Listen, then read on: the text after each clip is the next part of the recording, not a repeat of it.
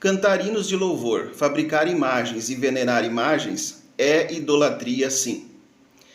Já começamos bem, pelo menos esse não tem nenhum erro de português. Algumas pessoas às vezes me perguntam como eu tenho paciência para responder esse tipo de comentário.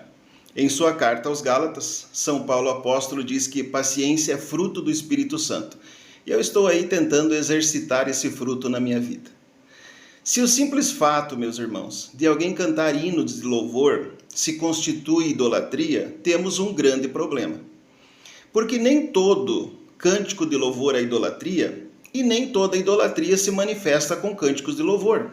Por exemplo, nós brasileiros cantamos hinos de louvor ao nosso país, como o hino nacional, que diz: "Ó pátria amada, idolatrada, salve, salve". Apesar de mencionarmos nesse hino de louvor à pátria a palavra idolatrada, nenhum cristão genuíno se imagina transformando a pátria em um Deus para lhe adorar. Reverenciar a bandeira do Brasil também não é idolatria, apesar dos gestos de respeito, da veneração que fazemos. Talvez algum protestante desonesto diga: mas a bandeira não é uma imagem de gesso. Meu irmão, não importa se a imagem é em 2D ou em 3D, se ela for posta em lugar de Deus, ou tão importante quanto Deus, ou pior ainda, superior a Deus, ela se constitui um ídolo. Agora, se você estiver em seus gestos apenas demonstrando seu respeito, a sua veneração, isso não se constitui idolatria. No Evangelho de Mateus, capítulo 26, versículo 39, Jesus diz que quando o filho pródigo encontrou-se com seu pai, ele prostrou-se sobre o seu rosto.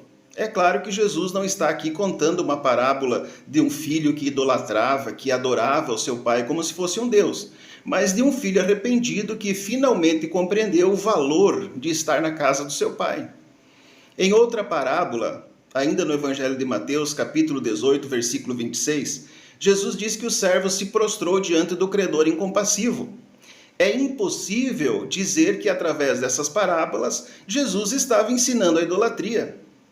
Em Atos capítulo 16, versículo 29, a Bíblia diz que o carcereiro de Filipos se prostrou diante de Paulo e Silas.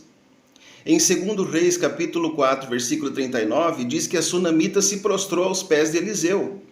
Em 2 Samuel capítulo 14, versículo 4, a palavra de Deus diz que a mulher tecoíta se prostrou diante do rei. Em 1 Reis capítulo 18, versículo 7, diz que Obadias, quando se encontrou com o profeta Elias, se prostrou sobre o seu rosto. Em 1 Samuel capítulo 24, versículo 8, diz que Davi se prostrou diante de Saul. E eu poderia aqui citar dezenas de outros textos. Portanto, nem sempre se prostrar é sinônimo de adoração. Por exemplo, se todo hino de louvor a qualquer coisa que não seja Deus for idolatria, o hino 144 da harpa cristã é a adoração a uma instituição religiosa. E o hino perfume universal também. Se fabricar imagens for idolatria, então Deus seria o primeiro idólatra, pois foi ele quem fez a primeira imagem.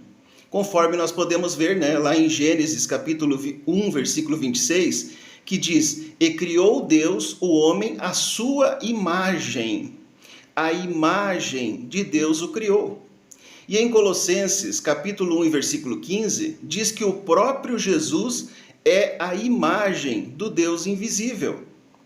Observe o cúmulo, o absurdo que nós chegamos se levarmos ao pé da letra todas essas interpretações deturpadas que os protestantes fazem da Bíblia.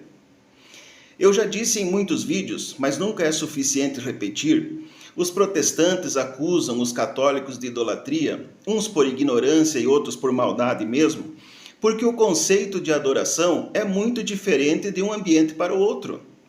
Para o protestante, a adoração é composta por uma série de gestos externos, como cantar, levantar a mão, fechar os olhos, etc. Para o católico, a adoração é um conjunto de sinais internos. Portanto, o católico sabe quando ele está cantando o hino de louvor e aquele louvor não é adoração. E sabe quando está venerando e aquela veneração não é adoração. Ou seja, ele consegue dividir o que é homenagem, veneração, louvor, reverência e adoração. Eu espero que com esse vídeo tenha ajudado a compreender um pouco mais sobre a fé católica e tirar algumas dúvidas sobre as acusações que nós recebemos aí todos os dias. Deus abençoe você, Deus abençoe sua família, compartilhe esse vídeo com seus amigos, que Deus abençoe você no nome de Jesus.